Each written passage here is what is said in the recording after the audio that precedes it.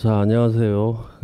GT교육학 이종 강사입니다. 올해 시험 보신다고 많은 선생님들께서 아마 그 힘들고 또 어떤 고난에 그리고 또 결과도 마찬가지고, 그러나 이제 결과는 사실상 평가자의 몫이기 때문에 선생님들께서는 1차에 관련되는 뭐 가답안이나 해설 정도를 참고하시고 여러 부분에 끌려가지 마시고 결국 2차 준비와 심층 면접 준비에 결국 주의를 기울였으면 하는 게 제 개인적인 생각입니다.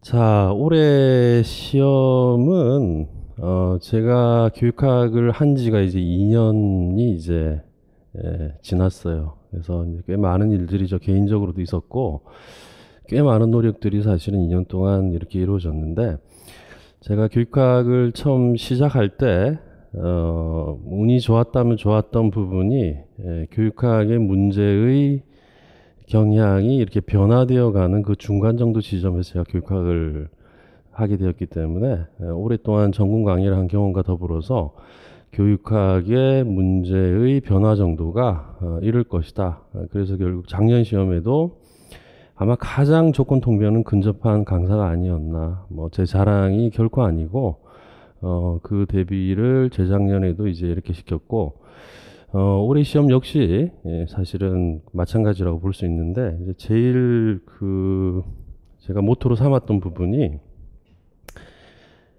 어, 교육학 제 교재에도 적혀 있지만 교육학 논술은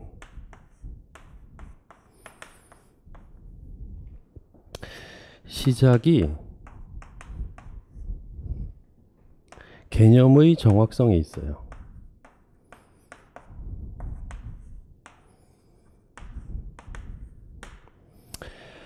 자, 이제 이 이유는 제가 이제 왜 그렇게 했냐면, 작년 강의에도 제가 말씀을 많이 드렸는데, 교육학 논술이 초창기에 시작될 때는 이 문제의 형식 자체가 굉장히 넓었어요. 그 말은 뭐냐면, 특성, 설명, 논의, 이렇게 되죠. 그러니까 양으로 접근을 해서 좀 걸려 들어가는 형태의 부분이었다면, 이 이후에 이제 우리가 바로 형성된 어떤 부분들은 주되게 나오는 게 이제 개념이 나오기 시작을 했고, 그리고 원리가 나오기 시작했고, 그리고 이유 또는 논거가 나오기 시작했어요. 그리고 단순한 형태의 기능이나 장점이 아니고 역할 부분이 등장하고 나오기 시작했습니다. 그리고 부분적으로 보면 문제점이나 단점, 유의점들이 적었지만 특히 이번 시험 같은 경우에는 좀 나왔죠, 그죠? 그래서 시사점이라는 키워드 같은 경우에도 사실은 장점에 관련되는 통변, 장점을 바꿔서 적용해 쓰는 부분이에요. 그래서 이제 그런 형태의 부분들이 문제가 이제 이렇게 진화되어서 계속 왔기 때문에 제가 1차적으로 봤을 때 변화하는 시험에서는 교육학 개념의 정확성이 굉장히 중요하다. 그럼 정확성이 굉장히 중요하면 많은 내용을 가지고는 개념의 정확성 자체에 대한 중요성을 잡아낼 수가 없겠죠. 그래서 교재를 구성하거나 썼을 때 가장 좋은 언어는 다른 게 없어요. 쉬운 언어가 아니에요. 우리가 임용해서 학습자들 입장에 놓치기 가장 쉬운 사실이 바로 뭐냐면 떨어지는 90%를 대상으로 할 수밖에 없는 게 학원 강의라고 한다면, 이 강사에 관련되는 어떤 철학에 있어서 저는 붙이고 싶어요. 그게 이제 제 강의에 어떻게 보면 뭐 어릴 때부터 지금까지 강의를 시작했던 하나의 어떻게 보면 모토고, 그러기 위해서는 이 언어가 가지고 있는 굉장히 정확성 부분에 초점을 일단 둬야 된다. 그러면 그게 어려워지지 않느냐? 어려워지지 않습니다. 오히려 양이 훨씬 많아지는 게 어렵고요. 그 다음에 이해를 해서 결국 조금 어려운 것들을 봐서 독해력이 떨어지게 되면 그 부분이 실제 시험에서는 그 작은 차이가 아주 큰 차이를 어떻게 보면 낼 수 있기 때문에 1차적으로 제가 봤을 때 교육학 논술은 개념의 정확성이다. 그리고 이 개념의 정확성이 되면 뭐 그럴 가능성은 적지만은 과거로 돌아가서 논의, 뭐 특성, 뭐 설명 이런 부분들은 말을 만들어서 쓸 수가 있게 됩니다. 충분히. 그래서 교육학 논술의 시작은 바로 개념이고, 자, 그 다음에 이제 완성은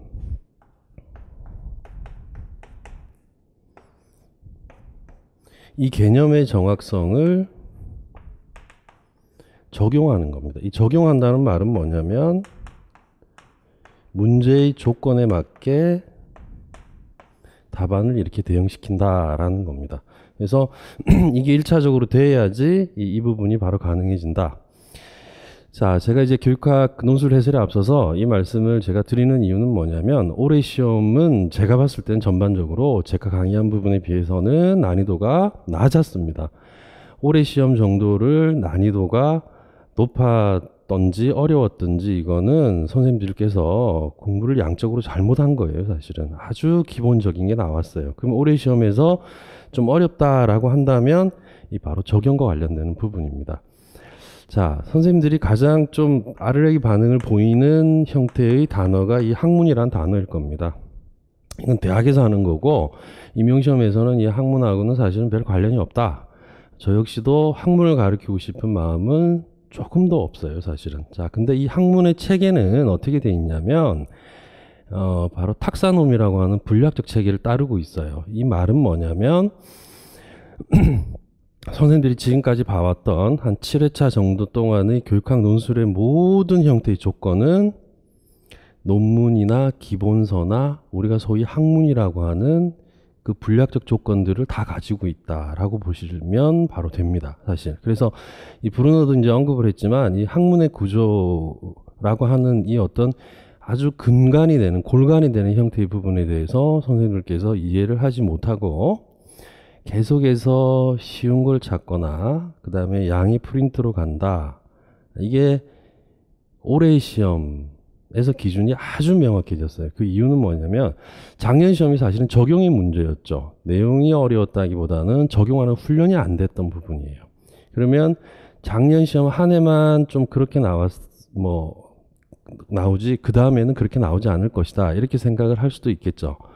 근데 올해 시험에서 보면 문제 난이도는 높진 않았지만 그 앞에 시험에 비교해 보면은 문제 조건들이 좀 더 나눠져 있어요. 이 말은 뭐냐면 평가원이 작년부터 교육학의 채점 방향에서 신뢰도 방향으로 틀었다라고 볼 수가 있는 겁니다, 사실상. 그래서 올해 시험 난이도에서는 사실상 이 부분이에요. 선생님들이 어려워하는 부분이지만 이게 제대로 형성되면 이 부분이 결코 어려울 수가 없다라는 겁니다. 그래서 올해 시험은 제가 재작년에 교육학 논술을 시작하면서 교육학 논술의 시작은 개념의 정확성이고 완성은 그 적용이 있다라고 하는 부분을 여실히 보여주는 문제가 사실은 올해와 같은 문제이다라는 거예요. 그래서 총평을 해보면 앞으로 좀 어느 정도 시간이 지나서 제가 이렇게 보면 좀 달라질 수는 있겠지만 제가 강의 경력이 지금 17년 차 정도에 제가 접어들고 있거든요.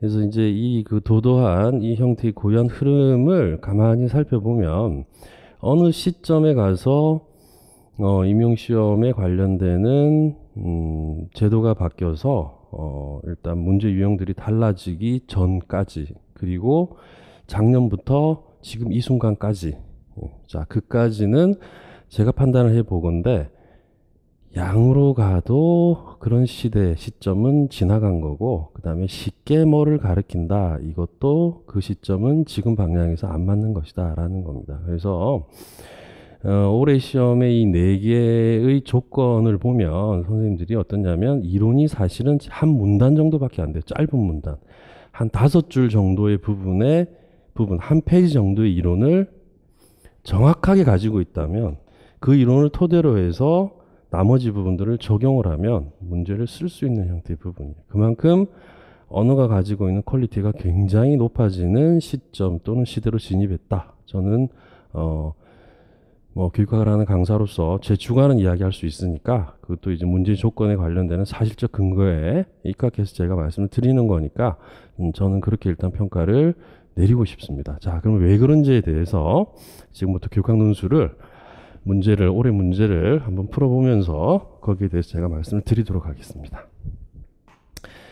자, 먼저 주제를 잡아보도록 하겠습니다. 일단 서론을 짜야 되겠죠, 그죠?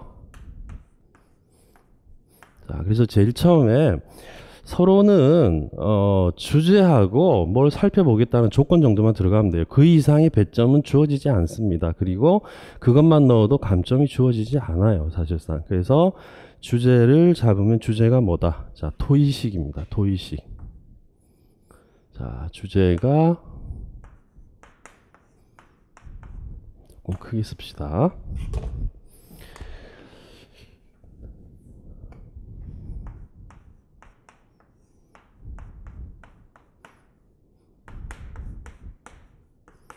토의식 수업의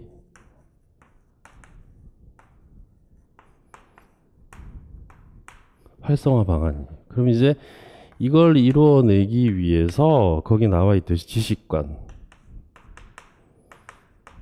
교육 내용,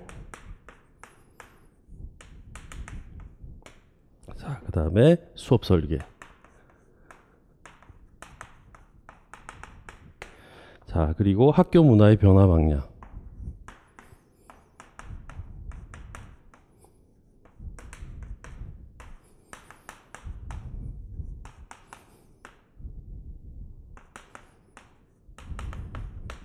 자, 이걸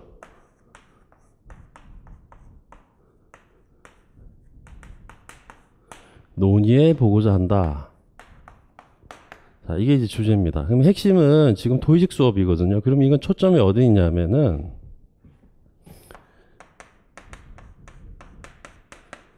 교수자의 초점이 있는 것이 아니고 학습자의 초점이 있는 것이다. 이렇게 우리가 볼 수가 있습니다. 그래서 문제의 전반이 그렇다. 왜냐하면 통합 논술이기 때문에 사실은. 그래서 학습자 개인이 뭔가에 대해서 주도적, 능동적, 자율적, 스스로 이제 이런 형태의 부분들이 전반적인 언어 안에 포함이 되어주면 좋은 형태의 어떻게 보면 주제이죠. 자, 구체적으로 한번 살펴보도록 합시다. 자, 먼저 조건을 밑에 보시면 A 교사가 언급한 비구측의 지식론의 명칭 이렇게 나왔어요. 그리고 이 지식론에서 보는 지식의 성격 한 가지와 교사와 학생의 역할 각각 한 가지. 자, 답을 크게 보면 네 가지 정도를 쓰는 겁니다. 자, 위에 자, 주요 의견. 자, 본문으로 가보면 토의식 수업을 활성화하려면 먼저 지식을 보는 관점의 변화가 필요하다. 이렇게 돼 있죠. 그죠? 자, 두 번째 사실은 답으로 쓰면 되는 게 아니고 답으로 쓰면 되는 것도 줘요. 근데 이제 그 확률타를 계산해 보면 한 문제 정도의 조건에서 하나 정도의 조건을 줍니다. 그래서 답을 쓰는 형태의 구절은 아닌데 문제를 풀기에 굉장히 용이한 형태의 구절이 두 번째 나옵니다. 교과서에 주어진 지식이 진리라는 생각이나, 자, 여기서 슬롯을 한번 넣고, 지식은 개인이 혼자 만드는 것이라는 생각에서 벗어나는 것이 중요하며, 이렇게 돼 있죠. 그죠? 자, 밑에 이제 비구측해가 나오죠. 그죠? 자, 그럼 이거는 지금 전반적으로 보면 1번 문제에 관련되는 조건을 풀어내려면은 이제 이 이론을 알고 있어야 되겠죠.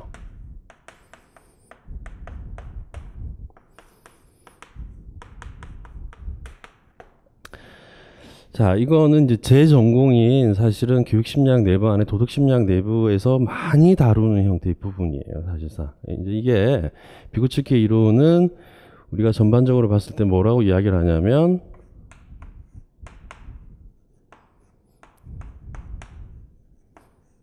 사회 문화 이론이라고도 하고요. 사회 문화 발달 이론이라고도 합니다. 그리고 비구측해 이론은 피아제 인지적 구성주의 대비해서 거긴과 더불어 사회적 구성주의라고 이야기를 하죠. 근데 문제의 조건에 뭐가 나오냐면 지식이 나왔기 때문에 지식, 구성 이렇게 되면 답이 이제 사회적 구성주의가 되는 거예요.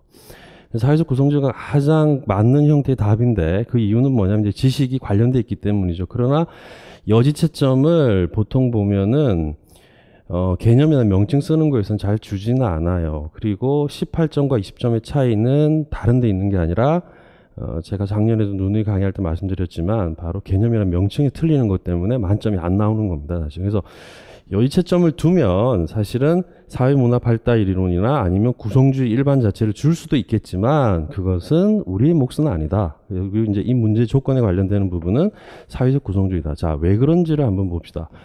자, 객관주의라고 한다는 것은 지식 또는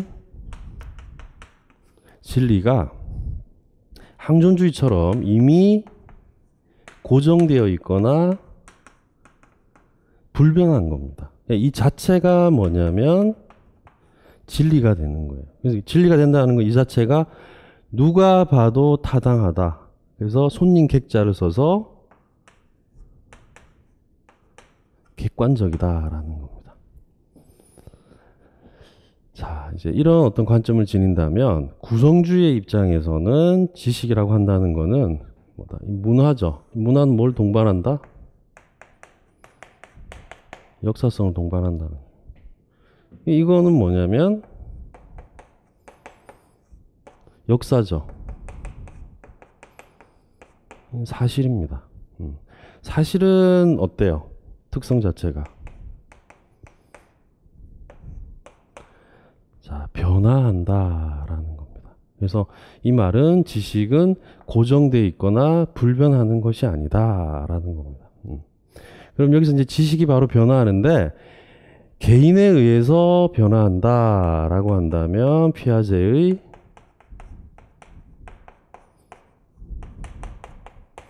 인지적 구성주의고, 사회 속에서 변화한다. 사회 또는 문화를 토대로 해서 변화한다. 이러면 이것이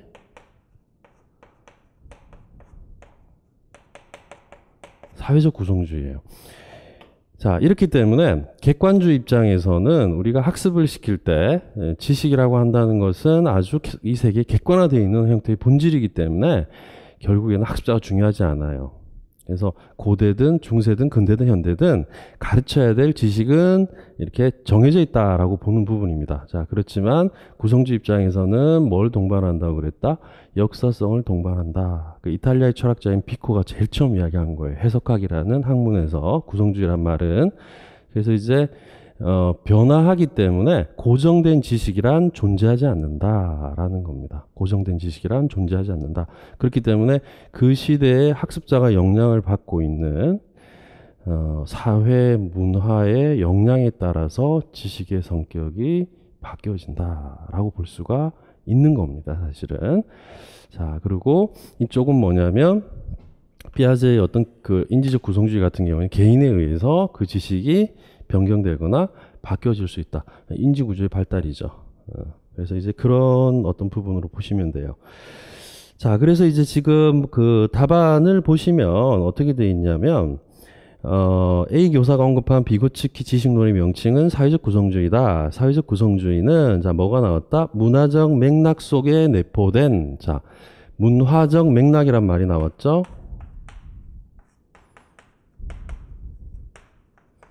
문화적 맥락. 자, 제가 맥락 나오면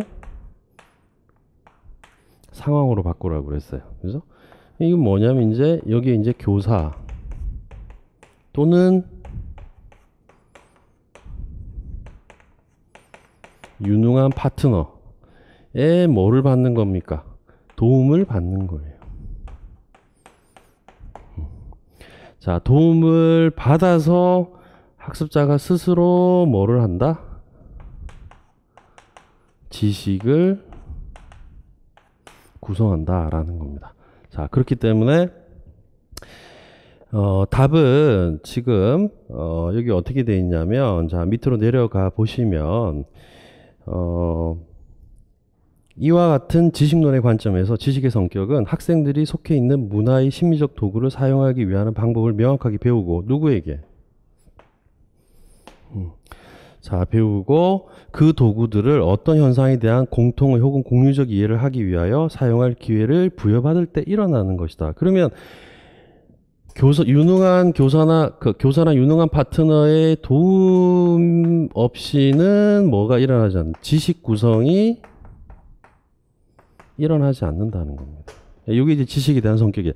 한 가지만 이야기하라고 그랬죠. 그러니까 지금 그 A 교사에서 본문에서 지금 둘째 줄에 교과서에 주어진 지식이 진리라는 생각이나 이렇게 나왔죠. 그러니까 답이 뭐냐면 고정되거나 불변되는 진리죠. 교과서에서 주어지는. 그러면 뭐예요? 지식은 고정되어 있지 않다. 요거 써도 지식의 성격이 답이 되는 겁니다. 사실상. 그리고 또 나머지 하나는 지식은 개인이 혼자 만드는 것이라는 생각에서 벗어나는 것이 중요하다. 이건 뭐다? 그 사회 문화에 미리 영향을 받은 성인이나 유능한 파트너의 도움을 받을 때 학습자는 지식을 더 잘 구성할 수 있다. 그래서 둘째 줄에 지금 답에 해당되는 걸 직접적으로 끌어쓸 수는 없지만은 이미 이 형태의 출제에 대한 답이 무엇인지에 대해서 명확하게 내어놓고 있다. 그래서 하나는 교과서에 주어진 지식이 진리라는 생각 아니죠. 그래서 지식이라고 한다는 것은 사회 문화의 변화, 역사적 변화에 따라서 지식은 변경될 수 있다라고 보는 게 바로 구성주의 일반입니다. 그 다음에 지식은 개인이 혼자 만드는 것이라는 생각에서 벗어나는 것이 굉장히 중요하다라고 하는 측면이죠. 그죠? 성인이나 유능한 파트너, 유능한 동료의 도움을 받아서 지식이 구성된다. 이렇게 바로 보시면 돼요. 자, 여기서 지금 지식론의 명칭인데 비고츠키의 지식론의 명칭 이랬기 때문에 이게 구성주의보다는 사회적 구성주의가 바로 되는 것입니다. 자, 그 다음에 이제 두 번째 조건은 봤죠. 지식론에서 보는 지식의 성격 한 가지와, 자, 교사와 학생의 역할 각각 한 가지 이렇게 돼 있어요. 자, 이거 제가 1월달에 교육 심리할 때 분명히 굉장히 강조했던 부분이고, 강의, 그 다음에 130 교재, 그 다음에 10-9, 그 다음 문풀 다 강조했던 거예요. 자, 우리 보면,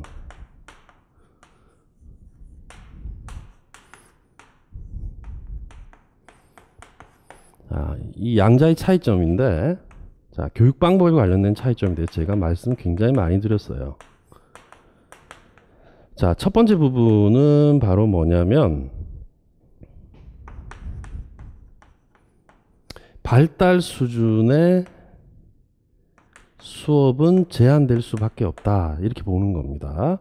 근데 비고츠키는 뭐냐면, 선후의 관점에서 수업이 발달보다 선행된다. 수업 다음에 발달이 선행된다. 자, 이렇게 오는 관점이 있고요. 자, 그 다음에 두 번째에 해당되는 관점은 비고츠키 입장에서 도와줘야죠. 그 도와주는 부분이 바로 스캐폴딩, 비계입니다.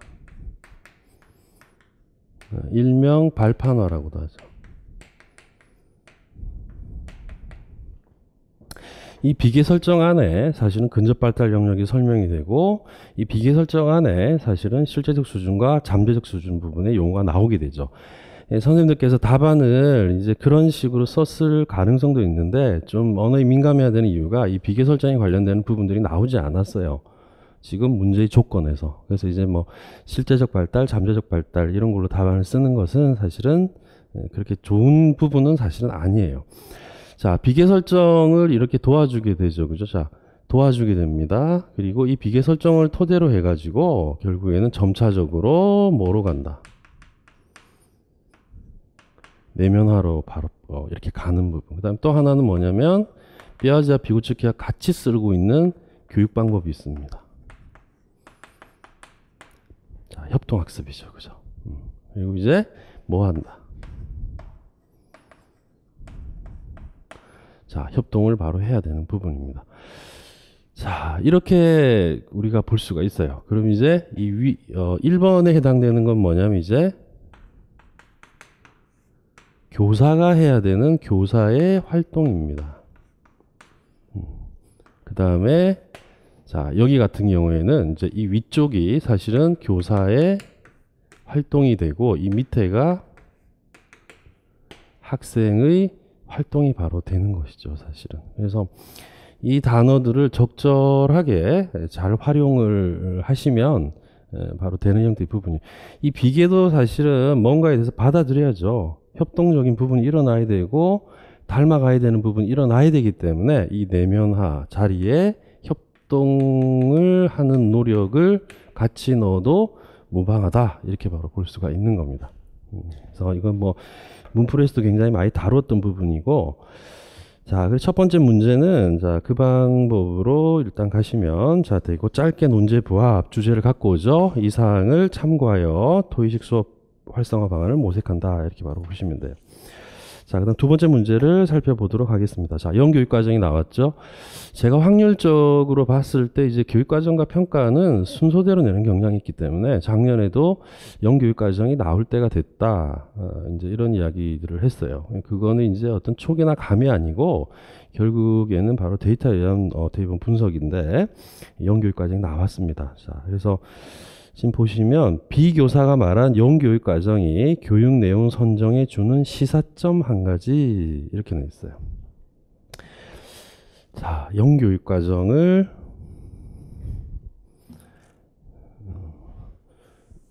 이번 시간을 토대로 해서 애매했던 부분들을 정리를 한번 해보도록 합시다.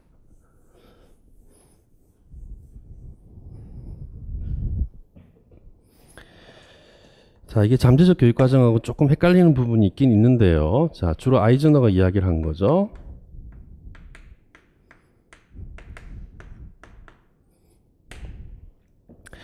자, 이 영교육과정이라고 하는 거는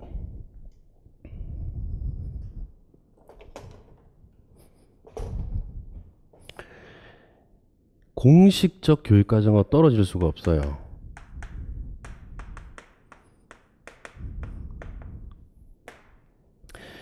공식적 교육과정에서 자, 가르치지 않은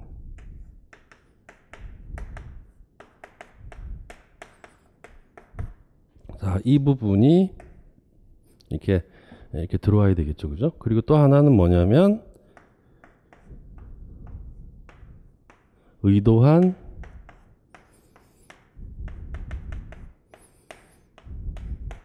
의도하지 않은. 자, 여기 들어가는데 이 영교육과정에서 핵심적인 단어는 뭐냐면 누락입니다. 누락. 자, 자, 빠져 있다. 이렇게 이제 우리가 볼 수 있는데, 자, 의도하는 뭐냐면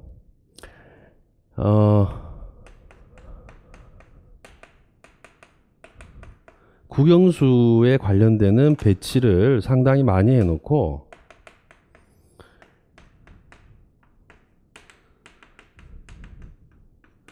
문학이나 예술 활동과 같은 교과의 내용을 의도한 부분 자체를 통해서 누락을 시키는 겁니다. 이것도 영교육과정이에요.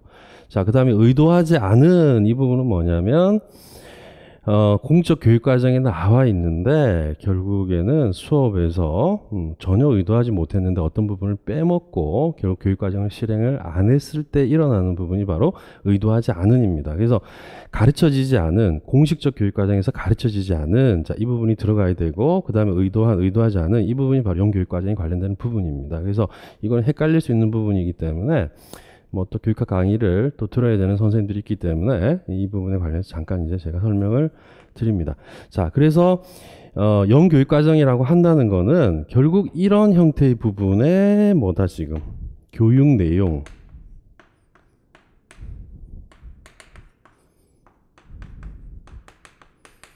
자, 목표 가치 자, 이 부분을 뭐 하는 교육과정이다? 강조하는 형태의 자, 교육과정이다. 이렇게 바로 볼 수가 있습니다. 자, 그렇기 때문에 문제의 조건에서는 지금 뭐가 있냐면 교육 내용 선정에 주는 뭐다? 시사점. 그러니까 이건 박호통위원회 보면 바로 장점이라고 볼 수가 있는 거죠. 그죠? 자, 이렇기 때문에 이 장점은 그 옆에 키워드 부분에 나와 있듯이 공식적 교육과정에서 자, 배제된 내용의 학습 기회를 교육 내용 선정을 할 때 뭐 할 수 있다? 고려할 수 있다. 라고 하는 측면 하나가 나오고, 그 다음에 이제 학교 현장.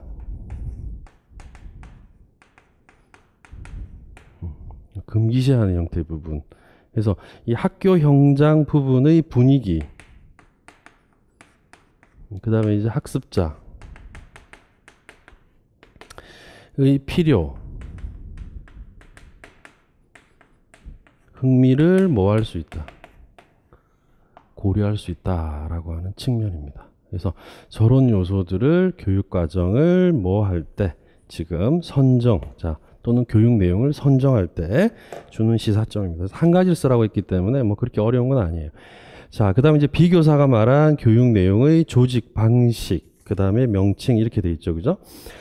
자, 비교사를 한번 봅시다. 교육과정 분야에서는 교육 내용의 선정과 조직 방식에 대한 교사의 전문성이 강화될 필요가 있음. 교육 내용 선정과 관련해서는 영교육과정에 관심을 가지는 것이 도움이 됨. 이렇게 되어 있죠. 그죠? 자, 교육 내용 조직과 관련해서는 생활에 필요한 문제를 토의의 중심부에 놓고 여러 교과를 주변부에 결합하는 방식을 활용할 필요가 있음. 이렇게 이야기를 바로 적어 놓고 자 있습니다. 자, 10.9이라는 교재 안에 분명히 있죠. 자, 아이즈너 부분에 자, 교육 내용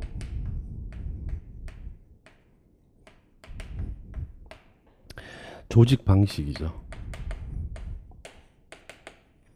자, 몇 가지가 있다. 세 가지가 있다. 자, 첫 번째 부분에서는 중핵적 조직.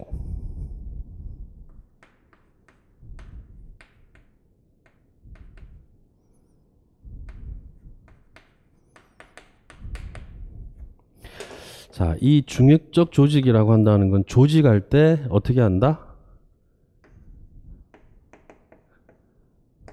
내용을 문제 중심으로 자, 조직한다. 이제 그러면서 이제 점차적으로 동심원적으로 바로 확대해 나가는 겁니다.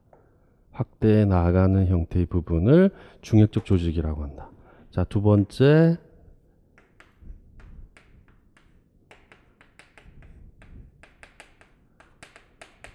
범위 계열 조직입니다. 자, 범위 계열 조직이라고 한다는 건 교육과정의 체제 아래서 이런 식으로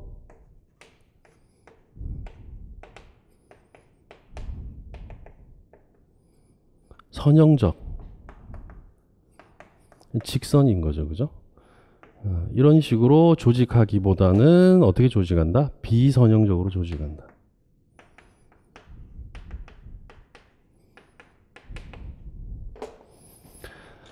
자, 이렇게 간다. 자, 그 다음에 이제 세 번째 부분에 연계적 조직.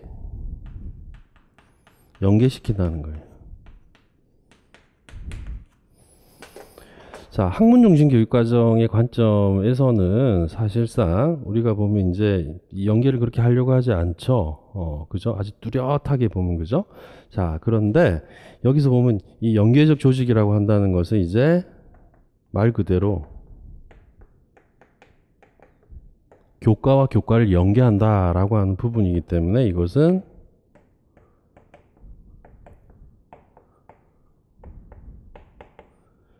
범교과적으로 조직을 한다라는 겁니다. 자, 그래서 이제 위에서 지금 그 보시면 비교사가 말한 거죠. 맨 밑에죠, 그죠? 그래서 교육 내용 조직과 관련해서 생활에 필요한 문제를 토의의 중심부에 놓고 여러 교과를 주변부에 결합하는 방식입니다. 그래서 이제 바로 중핵적 조직이 여기 일단 해당이 됩니다.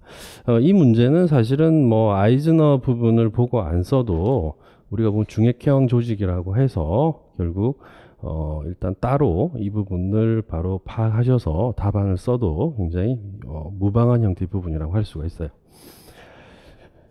자, 그래서 이제 문제의 조건은 조직 방식의 명칭은 바로 중핵적인 형태의 바로 조직이라고 이렇게 바로 볼 수가 있고, 그 다음에 이 조직 방식이 토의식 수업에서 가지는 장점과 단점 각각 한 가지씩 일단 써라 라고 돼 있죠. 그죠? 자, 중핵형은 10.9에도 나와 있고 130권 안에도 잘 나와 있지만은 이제 뭐를 줄 수가 있다.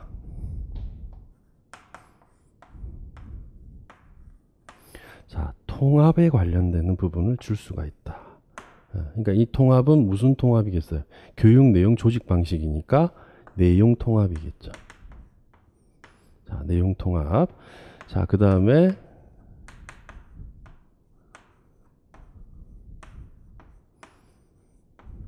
자, 적극적인 형태의 정보 처리를 자, 조장할 수 있다라고 하는 자, 이런 어떻게 보면 자, 측면. 자, 그 다음에 또 하나 더 쓰면 뭐 관련 교과를 제시한다. 이런 것들도 사실은 답으로 들어갈 수가 있습니다. 자, 그런데 이제 단점은 뭐냐면 근본적인 것.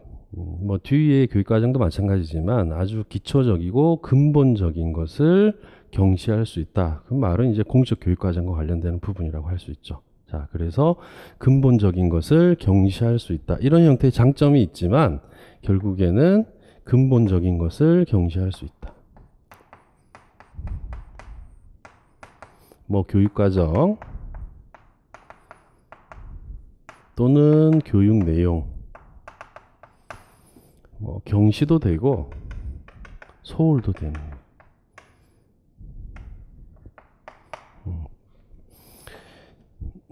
자, 이렇게 바로 쓰시면 자 되는 형태의 부분입니다.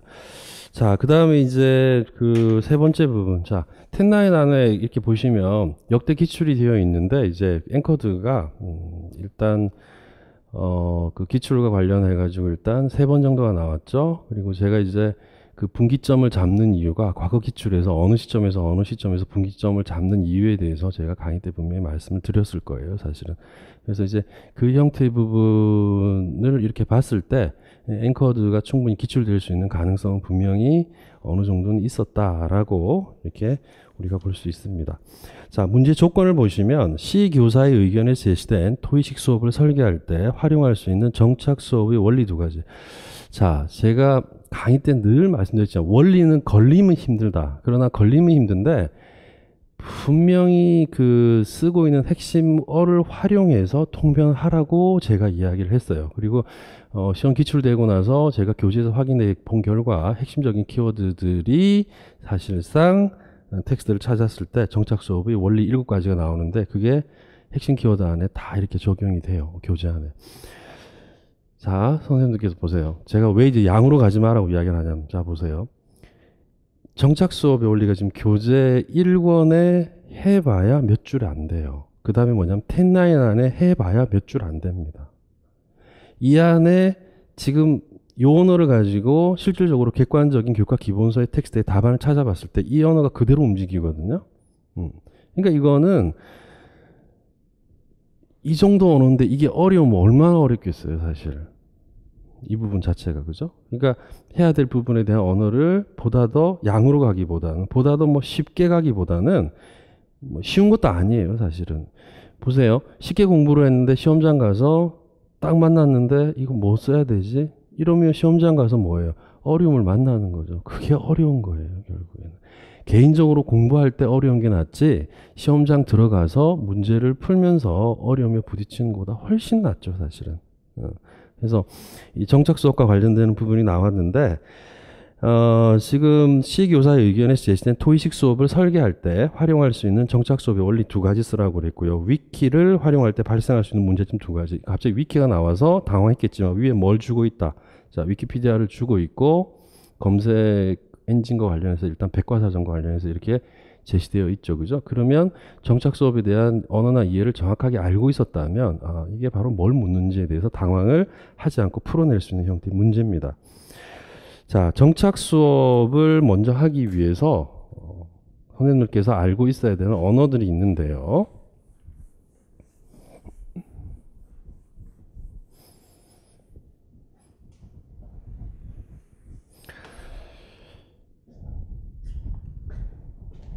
이 정착 수업은 자, 앵커드를 옮긴 거죠. 그죠? 앵커드는 바로 다트를 놓다. 이렇게. 자, 정착 수업. 이렇게 되어 있는데, 그럼 뭐를 이제 이렇게 정착을 시키는가? 닷이 이제 이런 식으로 가죠. 앞닷도 있고, 뒷닷도 있을 거예요. 그럼 이제 범위가 어떻게 된다, 이제? 이게 범위가 되죠. 그죠? 그럼 여기에 교사가 있고 여기에 학생이 있어요. 자, 이 덫을 놓은 상황, 덫을 놓은 부분은 하나의 분명히 상황입니다. 상황. 자, 상황과 관련되는 부분이라고 할 수가 있겠죠. 그죠? 자, 이 상황이라는 부분은 어디서 굉장히 좋아하냐면 우리가 봤던 구성주의 입장에서 굉장히 좋아한다. 그래서 이 구성주의에 영향을 받고 있다. 그러니까 이 구성주의 영향을 받는 게 말씀드렸듯이 교사가 아니라 학습자 중심이다.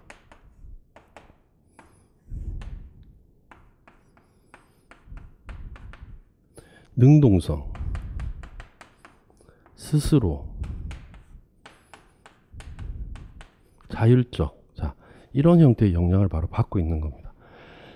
자, 정착 수업에서 핵심적인 키워드는 교재에 나와 있듯이 뭐다?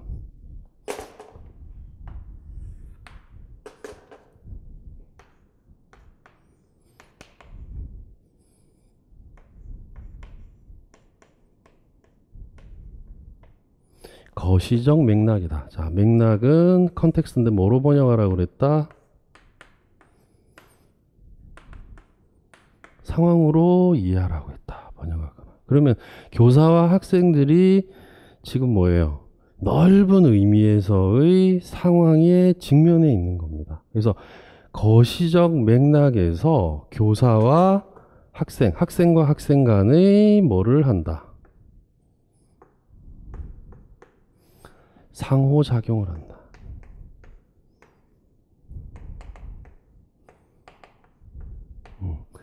이 상호작용의 결과, 자, 공동의, 자, 이해, 그 다음에 공동의 정보를 공유하고, 자, 공동으로 이런 것들을 수정한다. 그러고 나서 뭐를 갖는다? 독립적 사고를 가진다.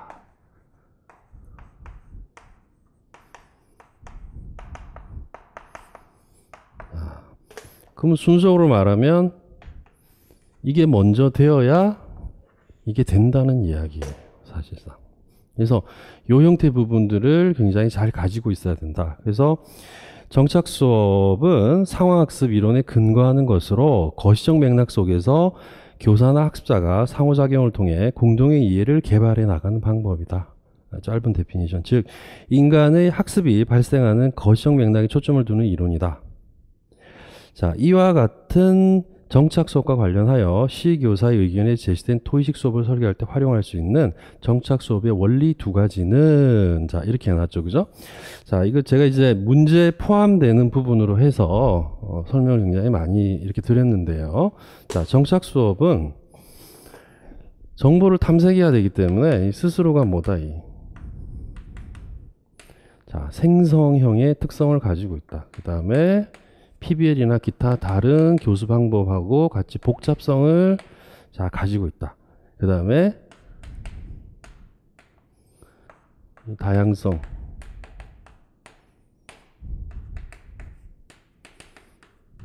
상호작용적, 자 비디오 디스크. 자, 그 다음에 하나는 뭐냐면 이제 통합 교육 과정입니다. 또 텐난 안에 나와 있어요.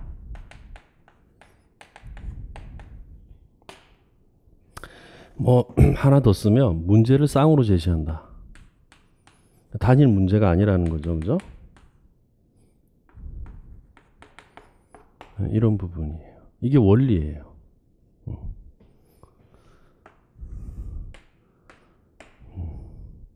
제가 아까 이야기했죠.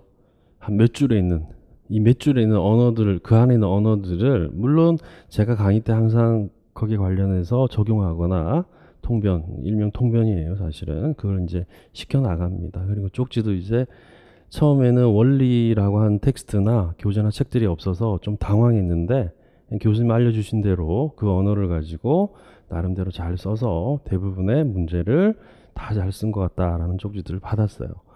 이 부분에 관련되는 부분입니다. 그래서 이 언어를 활용해서 그리고 이제 여기 나와 있는 지금 이 7가지와 관련되는 부분은 출처가 정확하기 때문에 답은 이 7가지 중에서 하나로 매길 겁니다. 그래서 선생님들께서 이 해설 듣는 선생님들께서도 자기가 이제 이 부분에 관련되는 답안을 적었다면 그 부분이 맞는 것이니까 너무 걱정은 하지 마시고 뭐 의미부여를 해서 제가 답안을 구성하거나 쓰는 사람이 아니기 때문에 그래요.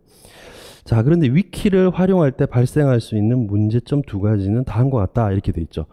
자, 구성주의는 아까 앞부분에도 봤지만 정착 수업뿐만 아니라 구성주의는 정답이 있다고 본다, 없다고 본다. 고정된 정답은. 답은 있겠지만 고정된 정답은 없다고 보는 겁니다, 사실은. 그래서 스스로가 능동적으로, 자율적으로 뭐 한다, 초점이. 문제 해결한다. 정착 수업에서는 뭐 합니까?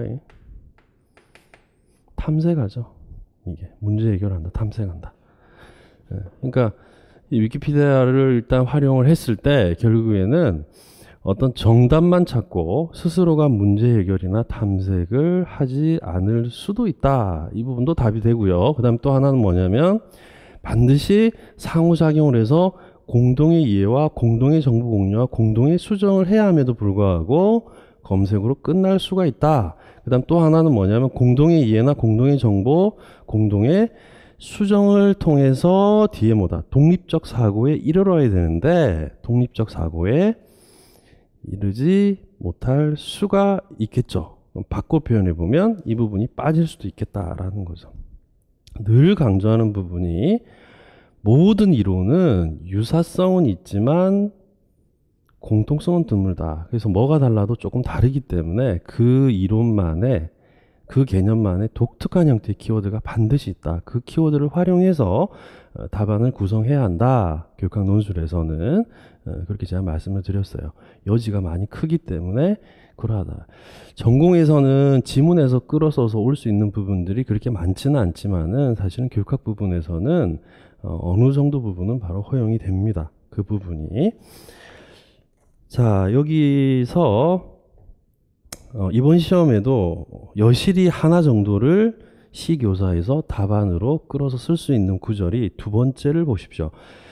수업 방법 측면에서는 학생이 함께 다양한 관점에서 문제를 탐색하며 함께 다양한 관점에서 문제를 탐색하지 않을 수도 있겠죠. 그래서 이거를 결국 말 그대로 탐색을 하지 않고 이거 하지 않고 뒤에 뭐라고 돼 있어요?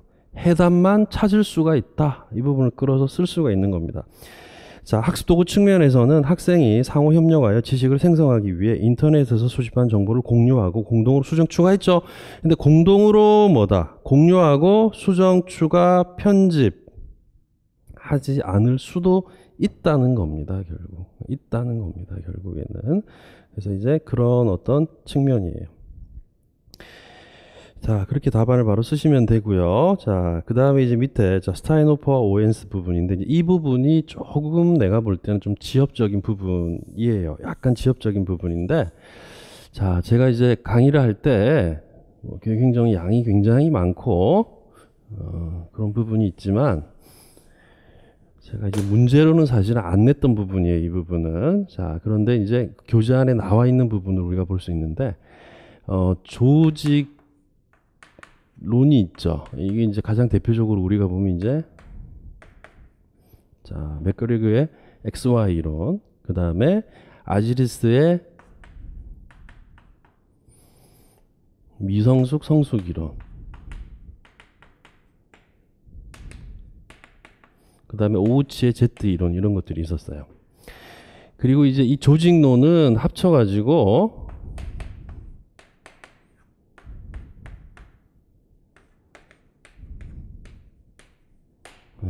이런 부분으로 가요. 여기 해당되는 거죠. 여기 해당되는 부분이 지금 문제로 나온 부분이에요. 그래서 여기 이제 해당되는 그 부분이 자, 지금 나오는 게 자, 스타인호퍼와 오웬스 이렇게 나오고 그 다음에 또 보면 세티아와 자, 길로우라는 부분이 이렇게 등장을 합니다. 근데 이제 스타인호퍼와 오웬스는 뭐라고 이야기를 했냐면 학교 문화론 이렇게 이야기했어요. 자, 교재 안에 바로 있던 겁니다. 자, 학교 문화론. 자, 그런데 뭐를 했냐면 지금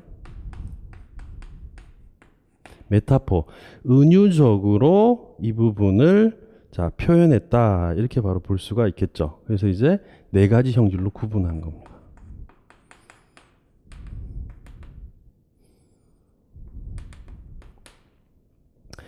자, 첫 번째 해당되는 문화를 가족 문화.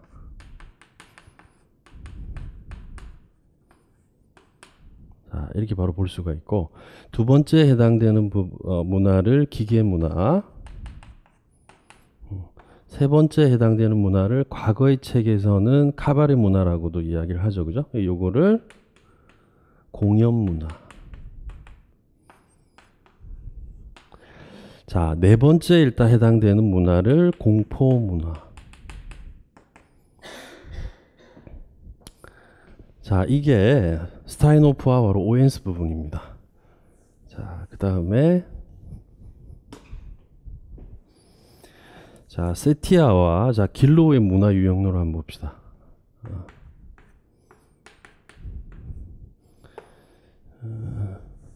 영문으로 씁시다.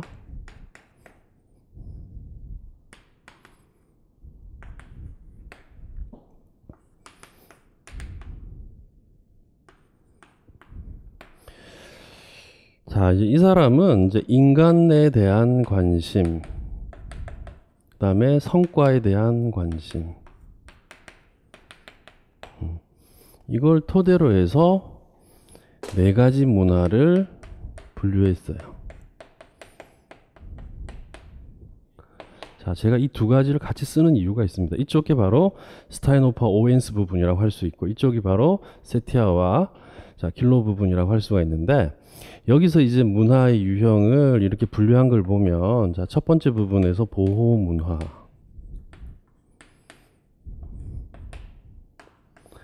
자, 그 다음에 두 번째 부분에서는 냉담 문화, 자, 세 번째 부분에서는 실정 문화, 네 번째 부분에서는 통합 문화, 이렇게 돼 있어요. 자, 여기서 가장 안 좋은 게 뭐냐면 공포 문화죠. 여기서 가장 안 좋은 게 뭐냐면 이 문화예요. 자, 기계 문화가 이쪽에 있는 실정 문화하고 거의 같아요. 근데 이 기계 문화의 명칭을 쓰고 이 기계 문화가 갖고 있는 문제점을 개선할 수 있는 방안을 쓰라고 그랬죠. 이때 제가 늘 강의 때 뭐라 했냐면, 교육학의 모든 이론은 체제를 가지고 있다. 그 체제를 안 배우려고 하면 문제가 생긴다. 그 문제가 생기는 가장 큰 이유가 뭐냐면 바로 통변인데, 그 통변은 우리가 교육학 부분에서 공부를 아무리 많이 했다 하더라도 그 조건에 맞지 않는 조건이 나왔을 때 결국 거기에 해당되는 답을 써야 될 때 이 체제가 굉장히 중요하다고 말씀을 드렸어요. 자, 두 가지 방법이죠.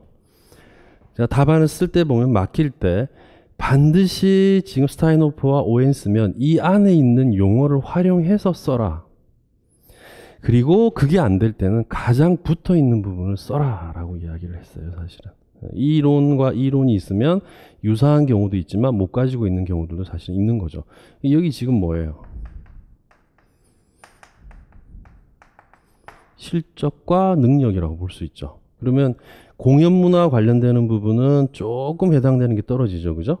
자, 가족 문화와 관련되는 부분들 같은 경우에는 뭐 온정이라든지 관심이라든지 이렇게 가고, 여기는 말 그대로 보호 문화죠. 또는 이 부분이 바로 통합 문화입니다. 그래서 이제 통합 문화는 성과 플러스 그 다음에 인간, 이렇게 오는 거죠. 자, 여기서 볼 때 실정 문화가 못 가지고 있는 면이 이 부분이라고 할 수가 있어요. 요걸 답을 쓰면 안 되고, 그럼 지금 나오는 게 가족 문화와 보호 문화와 통합 문화의 이 지점을 활용해서 답안을 바로 쓰시면 되는 겁니다. 자, 여기서 더 중요한 거는 D 교사의 주장을 한번 봅시다. 학교 문화 개선은 토의식 수업 활성화를 위한 토대가 된다. 주제도 토의식이에요. 자, 그 다음에 우리 학교의 경우 교사가 학생의 명문대학 합격이라는 목표 달성에 필요한 수단으로 간주되는 학교 문화가 형성되어 있어 우려스러움. 그러니까 토의가 잘 안 된다는 거죠. 그 다음 또 밑에 이런 학교 문화에서는 활발한 토의식 수업을 기대하기 어렵다. 그러니까 D 교사가 토의식 수업을 하고 싶대요. 제발 하게 만들어 달라고 이야기를 하는 겁니다. 제가 가르쳤듯이 뭐다?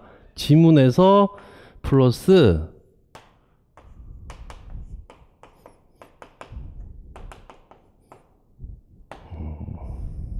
이렇게 들어가는 거죠. 그럼 가족에 관련되는 가족 문화에 관련되는 부분은 뭐냐면 우리가 의무, 그 다음에 헌신, 자, 그 다음에 제발 좀 관심 좀 가지자. 그죠?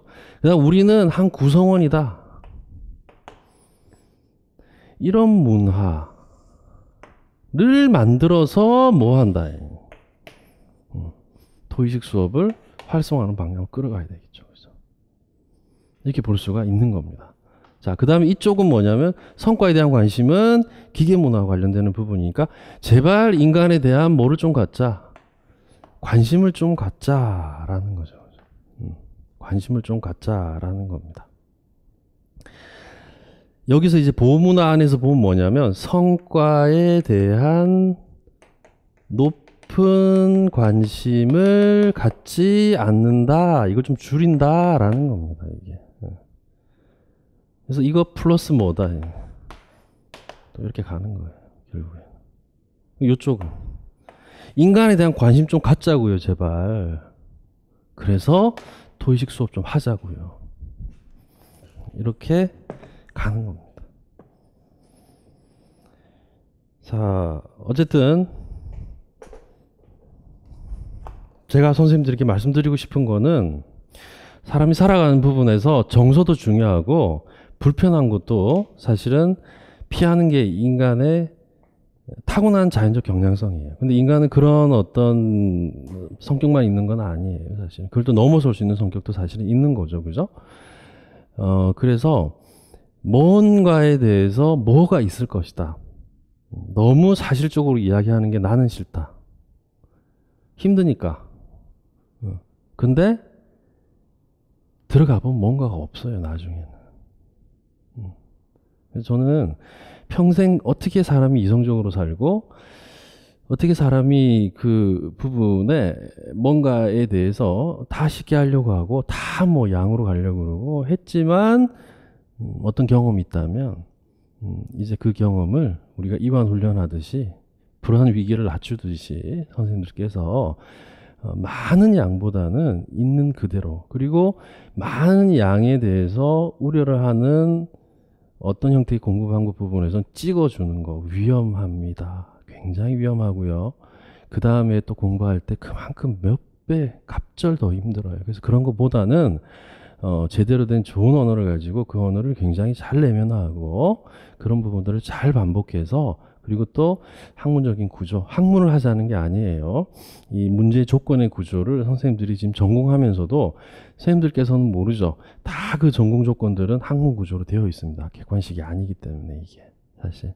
그래서 그런 머리 아픈 그런 거를 하기보다는 결국에는 그런 것들을 좀 알아가면서 결국에는 정확한 언어를 가지고 체계적으로 하나씩 반복적으로 준비를 한다면 분명히 뭐 교육학에 관련되는 점수는 뒤에는 잘 받을 수 있는 확률이 굉장히 높아질 거고 전공 공부에도 적지 않은 도움이 될 거라고 생각이 듭니다. 그래서